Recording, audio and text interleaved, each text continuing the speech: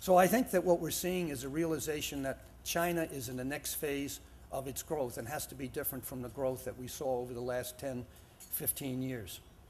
And I think this is important because it shows a maturity in China which is necessary. And I could go on and give examples of what's going on in the high-tech area, but I think you're all very much aware of that.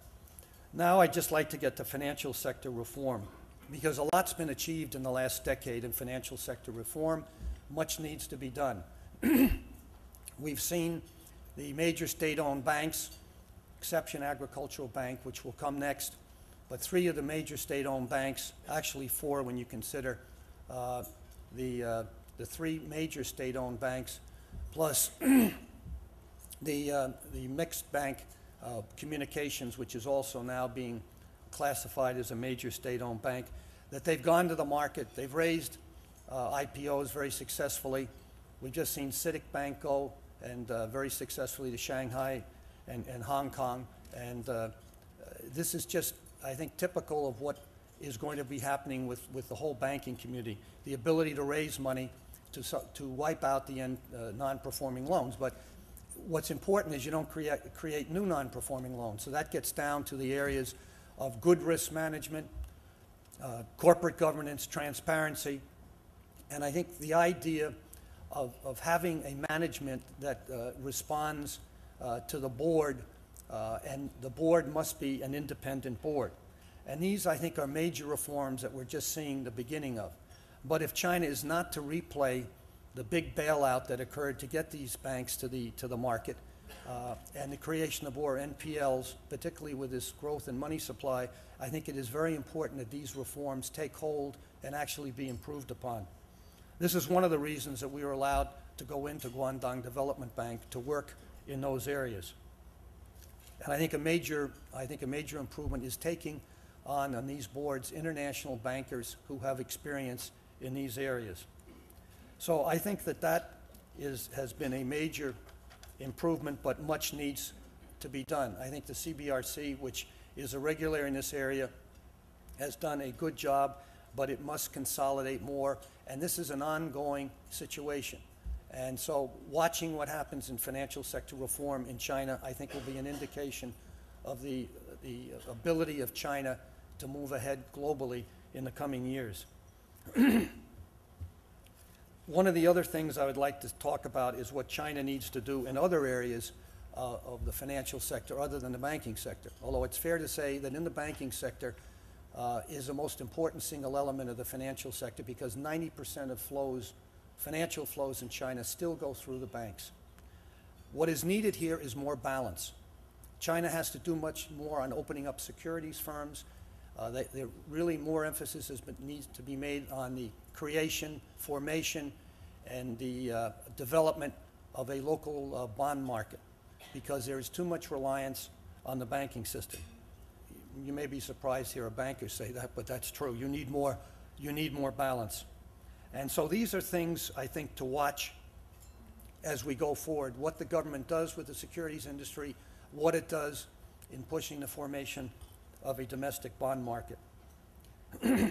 Also, I think there needs to be more liberalization of interest rates, of market rates, so that they reflect the actual risk that the institutions are taking when they lend out, because this will avoid the creation of another pool of non-performing loans.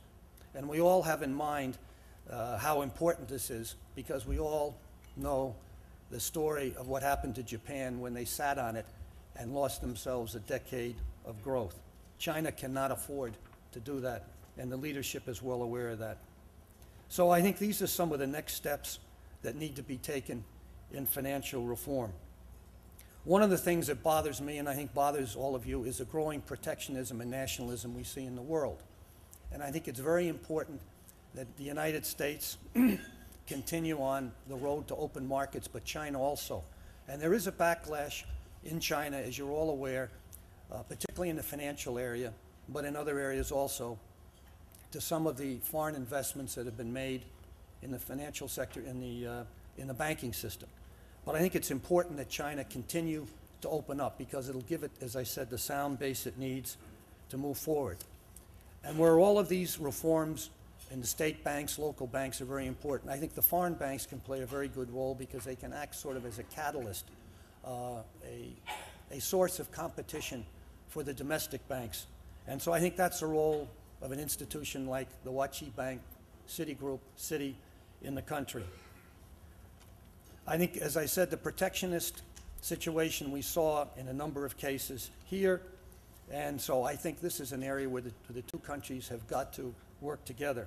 And I come then to the importance of the strategic economic dialogue that President Bush and President Hu Jintao decided to embark on last year. And I'm sure you'll be hearing much more on that by Hank Paulson, who has done a great job in moving this along.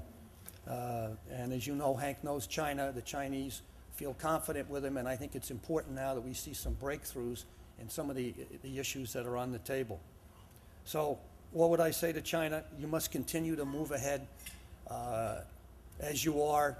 Continue to push the financial reform, the opening up process. Don't let protectionism and nationalism gain a strong foothold in China, because it'll only be to the detriment of the growth in the economy going forward.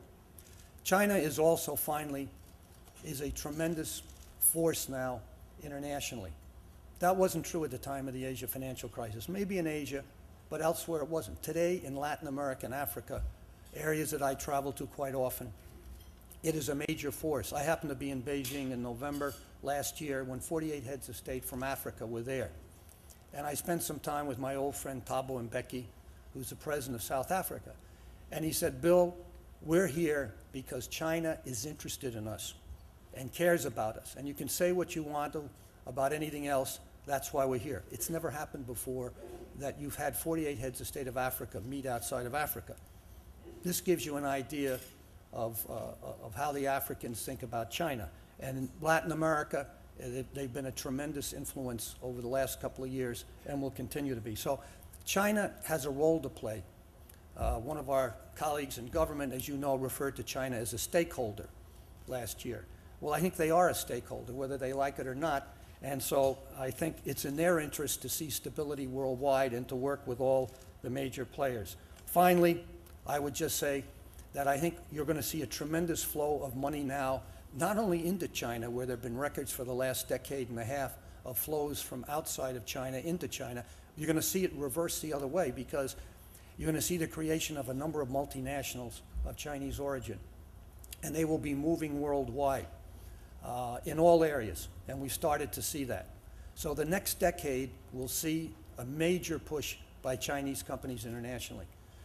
Just in the banking area, as you know, Bank of China has been the traditional overseas bank of China. I was just with President Yang of ICBC, and they bought control of Bank Halim in Indonesia, and they are very interested in expanding throughout Asia and globally. So we're going to see the Chinese banks open. And I, for one, feel that, that we in the United States, the authorities here, have to give more ability of the Chinese banks to open branches here in the United States. At the same time, the Chinese have to be open to allowing American institutions to expand there too. So I think this is an agreement that both sides need to have as we move forward. So in closing, I would just say I'm an optimist on China. There are problems there, and the progress that has been made is incredible, but you can't look at the past, you can only look at the present and the future, and that is a challenge of President Hu Jintao and Premier Wen Jiabao, and we all have a stake in the success of what happens in China. 谢谢。